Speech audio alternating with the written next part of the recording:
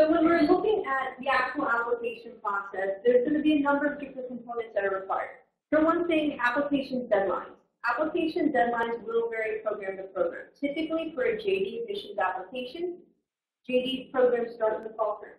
So you're going to have application deadlines that will go from January through some of the later admissions programs. Usually, law schools will take up to February LSAT, but it will vary from the program you're applying for to see what their cutoff date for that LSAT is.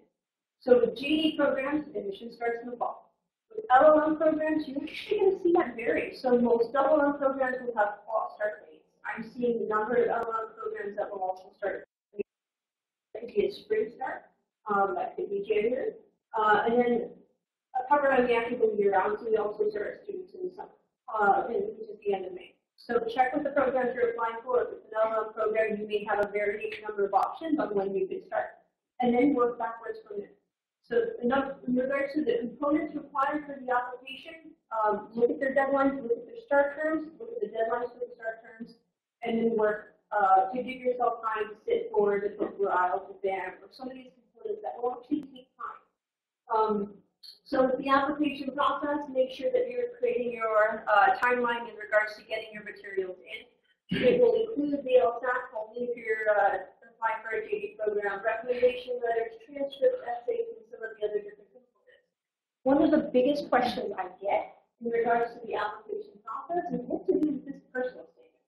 So this is kind of a unique component for applications, I guess, in the United States, where you have to write this statement that talks about why you're interested in a particular program. So I always encourage applicants to look at this as a bigger picture. So when I'm receiving an application, I'm actually going to get your transcripts. There's transcripts of all the courses you've taken, what you've academically done throughout your time so far. What I'm also going to get is a copy of your CV or resume. And your CV or resume is going to tell me what you've been doing professionally so far. So what I would encourage you not to do is just don't tell me information that's on your CV or resume or on your transcripts. You're going to have to tell me something a little bit different where you're adding to your story. So I always recommend that you use personal statements to connect the dots in between all these different components that we're going to see as part of your application. So when you're talking about how you took this environmental law class and really excited you to learn more about the field, so you ended up doing this internship in environmental law, which then cemented your destiny of applying to my environmental law program. And so you're not just telling me what you've done and the steps you've done, you're adding it together in addition to adding what is your motivation, what are you hoping to accomplish by going through our program, what are your career aspirations, what do you hope to do once you are finished with the program. And so with a personal statement, what I'm looking for is your personal story of trying to add a little bit of color to your application so that we get a sense of why you're interested in our program, how you can be a good fit. I always recommend that applicants tweak their personal statement so that it's specific to the program that you're applying to. So that, especially if you're applying for a specialized program, for you to spell it out, I'm interested in your program because of this. Do a little bit of research, figure out what the specialty is at that school, or some faculty meetings or something that makes it, that spells out for me as I'm reading it, I can see how this could be a really good fit because you've spoon-fed me that information. On the flip side, if you're going to tweak that personal statement, you're going to have to take the time to make sure you're double-checking your work. If I will still get personal statements that will say, and I will be a great fit for XYZ University, it's not possible. So it helps me in my decision process, but it's not going to be the decision you want. So you want to make sure that if you're going to tweak that statement, double-check your work and send the right statement to the right school. What I also want to recommend that you avoid is too much legalese. I will still every once in a while get a personal statement of someone that's trying to show that they are academically capable of going through the programs. Their supers and ibs, their quotations, their personal statement, and it's kind of more of a journal article. If you want to show that you're academically capable, submit a writing sample. Because again, if you're having too much legalese in that personal statement, you're losing that opportunity to tell me your story. Tell me why you're a good fit. Tell me what your motivations and career aspirations are. So again, with the personal statement, it's about making it personal. It's about connecting the dots. It's about putting everything together. And the personal statement is only one of the components components where we can kind of get a bigger picture of your story. So when it comes to the application process, there are a few exams to consider. So if you're applying for the GED program, there's the LSAT exam. Check with the school you're applying for, whether or not they may or may require the LSAT. That could be one question that you have to answer. For some of the GED programs, if you're an international applicant applying, if they're requiring the LSAT, they're requiring a certain level. So typically they won't require a TOEFL or IELTS score because it's offered in English, and you have to demonstrate a level of English to be able to succeed in the LSAT exam. When it comes to English proficiency, most schools will take the TOEFL or will take the IELTS. I'm also seeing more and more schools incorporate a holistic approach where they're including Skype conversations as part of the admission requirements. So when you submit an application, don't be surprised if you get an email requesting for a Skype interview, because I'm seeing more and more schools do that. Because realistically, the TOEFL and the IELTS is a test. You can have really good test takers that do really well, but they can't hold a conversation. On the flip side, you can have someone that sits through your exam and they that lights off. So they have this speaking score that really is plummeted. So I'm seeing more schools take more of the even approach, where they also can kind of get a sense of how you are conversationally in real time. I am also a negotiation program. So if you can demonstrate your English proficiency in some other way, ask the program if they have a process for a waiver for the TOEFL or IELTS. Sometimes if you've received your other degrees in the English medium, they may have an option to be able to waive out of the English proficiency requirement. This is the other component where you have another opportunity to kind of tell us your story. But what's unique is with letters of recommendation, you're telling us your story through the eyes of someone else. So with letters of recommendation, typically programs will require 2 or 3 letters of recommendation. Again, this is another opportunity for you to give us an understanding of what you're bringing to the table. How are you academically within the classroom? How have you been working professionally within the field?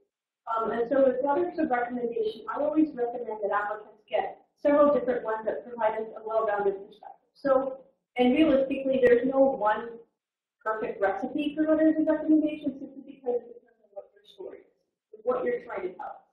So if you're telling us that you're academically capable of going through the program, getting faculty members to tell us how you were in the classroom would be super helpful. If you're applying especially for a specialized LLM program, you get a faculty member that taught taxation for that taxation program that you're applying to, even better, because you're getting giving us a sense of how you are academically in the classroom, but then also using that as an opportunity to show us that you're specifically interested in that particular field. So look at letters of recommendation as another tool of telling us what's going on and what your story is. So if you're trying to tell us that you have professional experience in the field, maybe you did that summer internship, or you were working in a law firm for the past couple of years, getting letter of recommendation for a colleague or a boss can be very helpful in the application process. What I would try to encourage you to avoid is focusing just solely on titles. So if you give me a letter of recommendation from the dean of the law school, that will say, yes, this was a student in the program. Okay, what is that adding to the application? Because it really has to be driven by the content. What do they say? Versus if you had gone to the assistant dean that maybe oversee your thesis statement, will actually give us a much thorough understanding of how you were academically, how you contribute to that classroom environment. And so I would encourage you to be focused on more of the content. What story are they going to tell of you in regards to how you're going to add to the classroom environment, rather than simply titles. Titles are nice, but if the content's not behind it, they're not going to be very helpful. And so with letters of recommendation, one other element, again, it's going to depend on what program you apply for, but for our dispute resolution program, it's helpful for us to get a letter of recommendation from someone that's been a mediator or arbitrator that can talk about your potential within the field. Having worked with you with that internship or something, they can say you were a great problem solver and you really have a wonderful potential to work within the field. Because that not only will tell me how you are perceived within that professional environment, that also tells me that you took initiative to go talk to someone that's been out there and working in the field and are making that connections and contact. So again, I would always recommend that people look at letters of recommendation kind of at the bigger picture. It's your opportunity to reach out to your local community as well as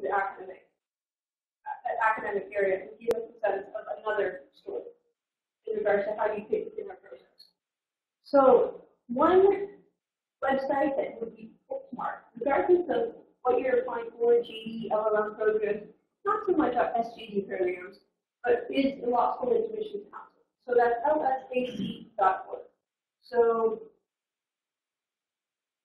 on this first tab, you're going to see is the tab for JD students. If you're looking at applying for the JD program, you're going to go to tab number 1. If you're applying for an LLM program, that's tab number 2. This is a wonderful resource, because I think it was mentioned earlier. Law School Admissions Council actually has directories that you can go through saying, I'm really interested in this type of program, I want this type of region, I want small, medium, large, whatever your parameters are. And it will actually give you a list of schools. We as universities will get an email from LSAC at least once a year asking us to update the profile. So it's most likely going to have up-to-date information as well. And one other thing that you want to look at is throughout law programs in the United States, there's very levels of accreditation. So one thing you want to look for when it comes to applying is the ABA level of accreditation, which was mentioned earlier. All the ABA listed schools will be up here. Versus some of the others that may be regionally accredited, you don't want to. It's going to be much more difficult with your future prospects going through regionally accredited programs. LSAC actually has a specific website just for international students looking at studying within a JD program. So that's this website right here. You can actually just get to it by going to future JD students, and they'll have internationally educated JD student option on there. This is the one component that could build an application. So again, with everything that we're saying, check with the school that you're applying for.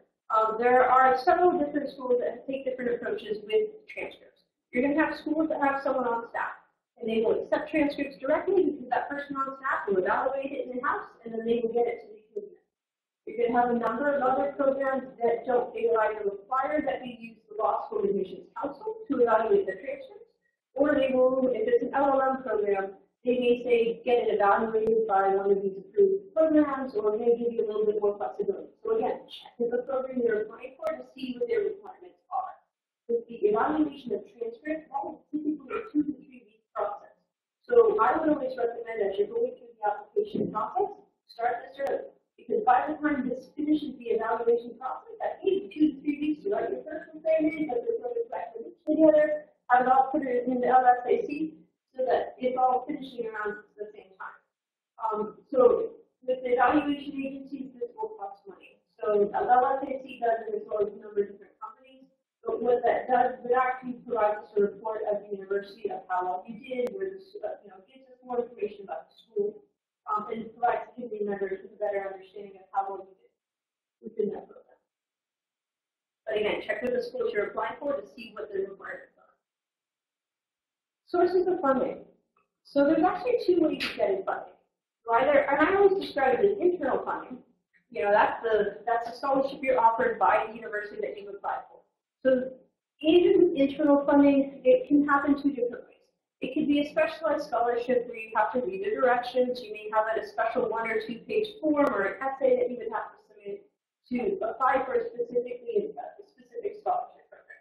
So as an example, at Pepperdine, we actually have a full tuition scholarship 301, but what is specific for Korean applicants. That requires a 2-page statement where you can talk about why you should be selected for this. So those are types of programs where you actually have to look for a deadline. You're going to have specialized deadlines for that, where you are considered for those scholarships at the point of that deadline. A lot of other programs will provide internal scholarships at the point of application. So it will say, congratulations, you've been admitted to the XYZ program with XYZ scholarship. Those may or may not require additional students. So again, this is making sure you take the time to read through the application requirements and see whether or not there's special deadlines. I'm also going to go out on a limb and say we are fairly friendly people. So if you don't see anything, shoot an email or talk to one of the admissions people and ask, do you have a specialized deadline? I want to get sure and consider for scholarship. I know for me, I always tell people if you really have a dire need, write a separate 1-page thing outlining why you should be considered for scholarship. So that will still go to the admissions committee and they will consider it as they're going through their reading application. Every program is going to be different. So again, check with the program and see what their options are. The second option are what I call external scholarship options. That could be something like Fulbright, where it's an external organization that provides scholarship for you to attend another program. So So you're going to see this happen in a variety of different avenues. This is one thing you really want to take the time to do your research on. There are a lot of wonderful scholarship programs out there. Some of them require applications in the mix. So you haven't even applied to your academic program yet. You're first applying to the scholarship to figure out if you can get funding as you're going through that process you need to apply. So you're going to see external scholarships happen in a couple of different ways. Some are very thorough. When you're in advanced interview process, a series of essays and application process, then you're going to have some like the Rotary. After you've gained admission to a program, you can then contact your local Rotary Club and see if there's a district grant that will help pay for some of the academic expenses of the program in the United States. So again, it's going to vary.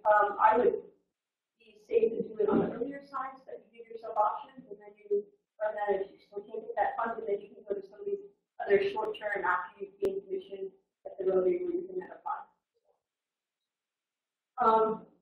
This is just an example of some of the scholarships we have available. So like I mentioned, you're going to have these that are external that will require a separate statement, and then those that are internal that are considered with the GPA or LSAT score for the GED program, or some of those different components. So when I mentioned earlier, you know, it's nice to opt out of the LSAT, but it could have some other implications as well.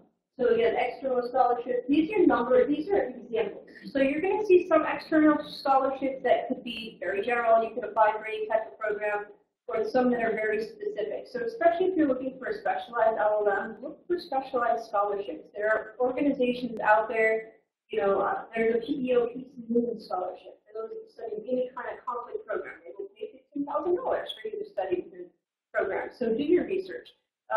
I actually build a website as I travel the world. I pop them on Pepperdine's website so anyone can get access. You don't have to go to our program. Really, I kind of look at it as a community service. So if somebody else is willing to pay me for you to study within their academic program, I put it off on the website. So you're welcome to take a look at it. And that's actually the free scholarship listing there, where I posted them online so that you can look through and see what the different options are. So you're going to have the more general ones that are for any study, law studies, and your specialized ones. So kind of do your research and figure out what your options are. Questions? How to breeze through. Yeah. If you're applying for scholarship or other grants, you know, does that affect your application? Your decision was already made at the point, right?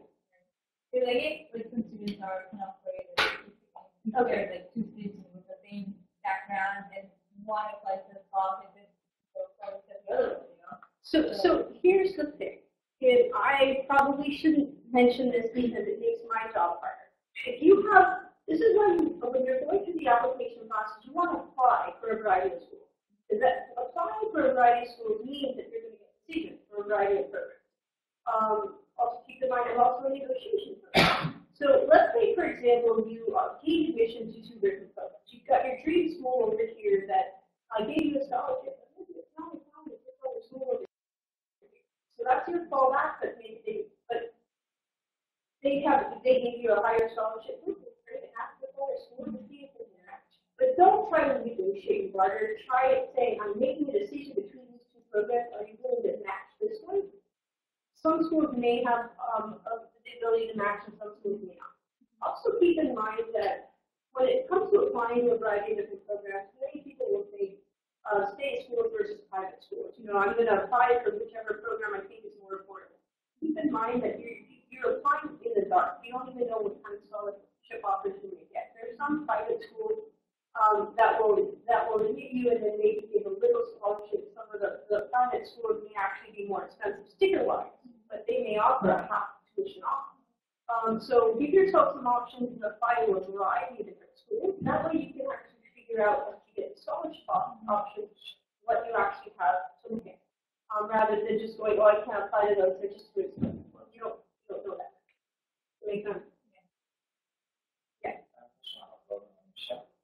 Is it really better chance? For which admission? Rolling admission. Rolling admission. Realistically, a lot of schools are tending to run into more rolling admissions and strict deadlines. Because you'll see, especially for LO1 programs, you'll see some application deadlines February, March, January, February, into a good chunk in March, most in April, and then most of them are actually enrolled. So what that means is the earlier you apply, you actually may have opportunities to get larger funding. I know for us in our program, we get most of the scholarship. We have a priority scholarship deadline, and most of the big scholarships will actually be given out prior to that deadline, and then they kind of start shrinking the later you get. So it does help to do your homework. Realistically, with rolling admissions, I think if you're a qualified candidate, you will make a qualified decision. It's just whether or not they have budget left during the scholarship. If you start getting into late application, they're probably going to be already dry. What other questions? What about like early admissions? That are like compared to regular. Well, early admissions, you'll see that mostly with JD admissions, where they'll have a special deadline for early admissions. Always try to get in with early admissions. Depending on your score, they may hold off on that decision until they make some other decisions, and then you're kind of in limbo until you hear first. I always say it's better to apply early than it is late, because then you'll have even less options. But otherwise.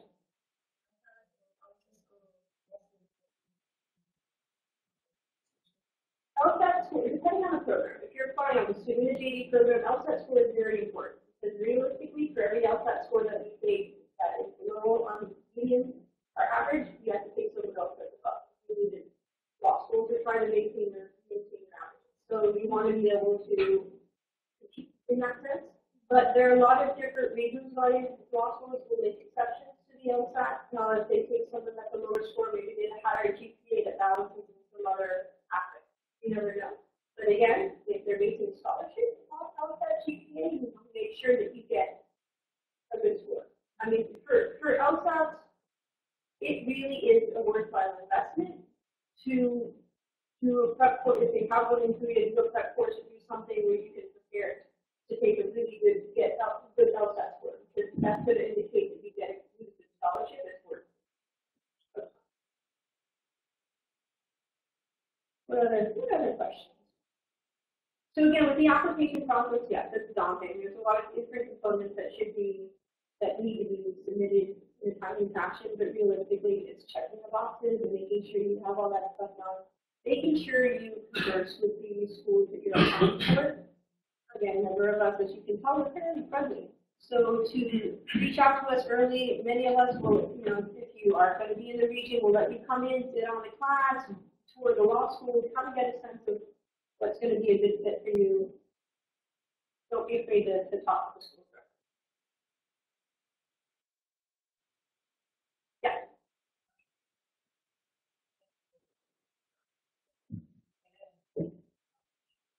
The most important factors for LLM admissions, well, it's going to depend on the program. For again, if you're looking at a candidate that's coming in straight out of an LLB, you're really not going to have much to base an admission on other than how long you did law school. For us, we have applicants that are 20, 25 years out of school. They've been working in the field in a law firm, and they're transitioning into dispute resolution. So for them, what they did 20, 25 years ago is not going to make as much of a difference as what they've been doing professionally. So again, it's going to depend on the applicant and what they are bringing to the classroom environment. But what we're looking for is, why are you interested in the program? What do you hope to do with this? Kind of putting the pieces together in regards to how you're going to add to the classroom environment. Yeah. I heard that over the within 2-3 years, the alpha thing is not declining, but since February of this year, it's increasing fully. So do you think that's going to keep going up, or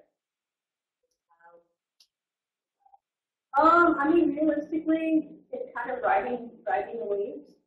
It's hard to predict. Law schools across the nation have been decreasing in the amount of students that are attending.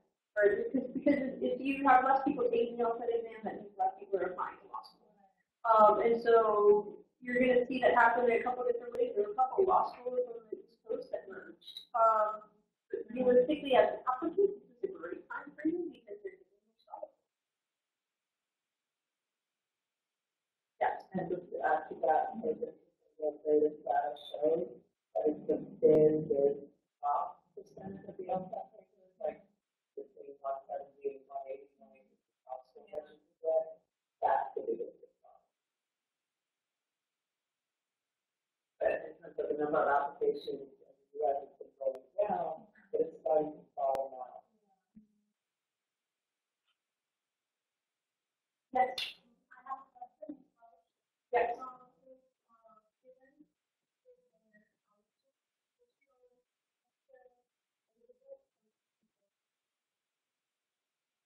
If you receive a merit scholarship from the university, are you still eligible to apply for outside scholarship?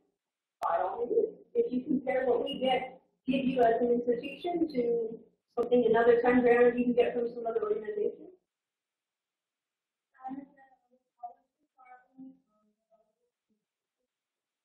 It depends. There are a number of different scholarships out there that are just specifically for international students. So they're trying to increase dialogue between different countries, and so different scholarships have different agendas. Yeah. Just to add,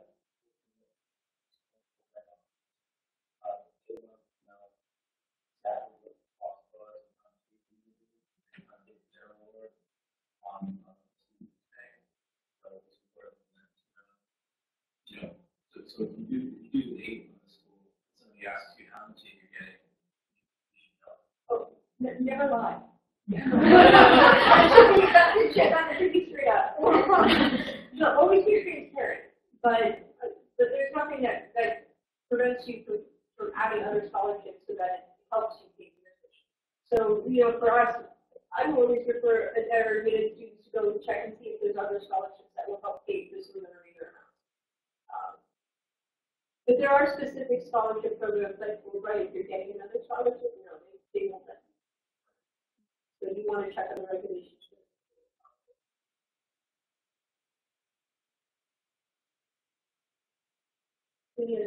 Yes. You mentioned, we talked about that recommendation, that it's sort of another option for players who listen of it.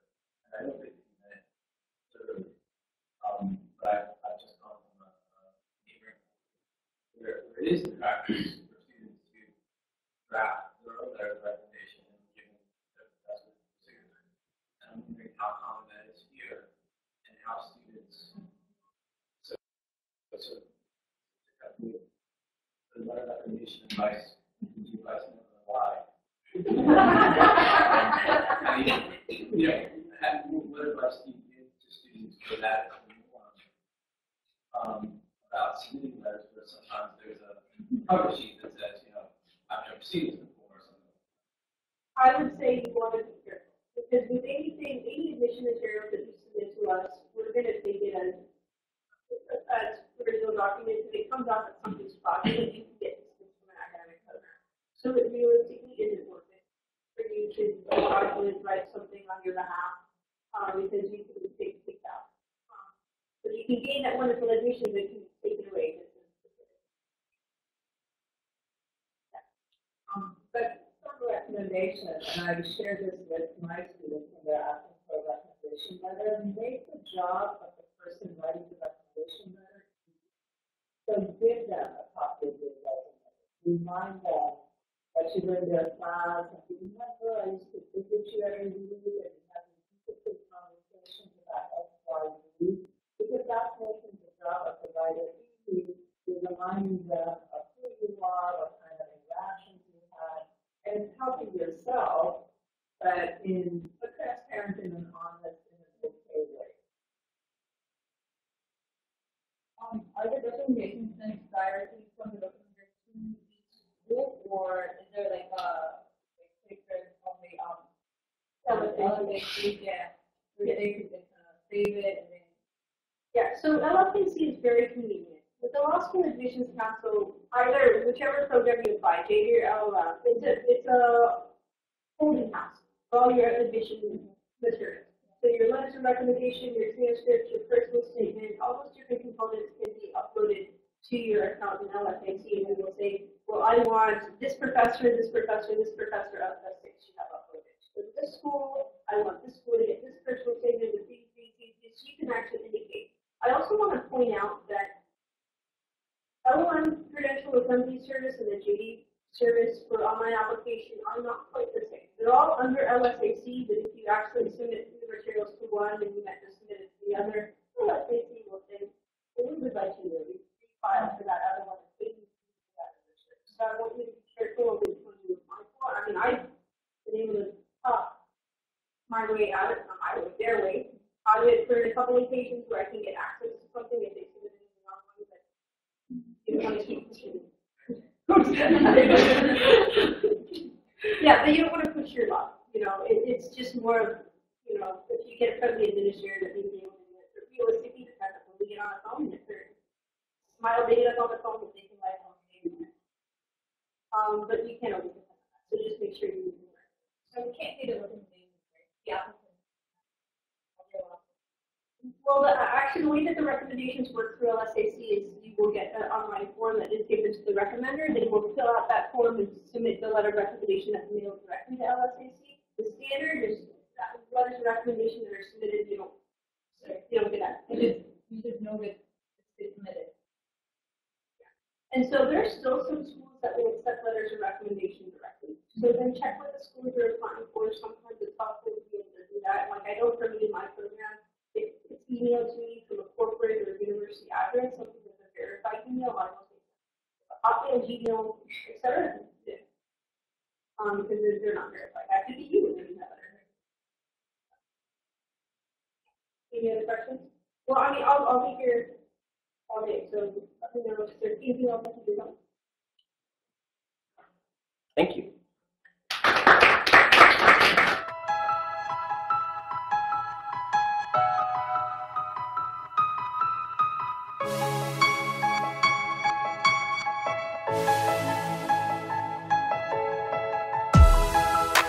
Staring out the window, I can see the wind blow.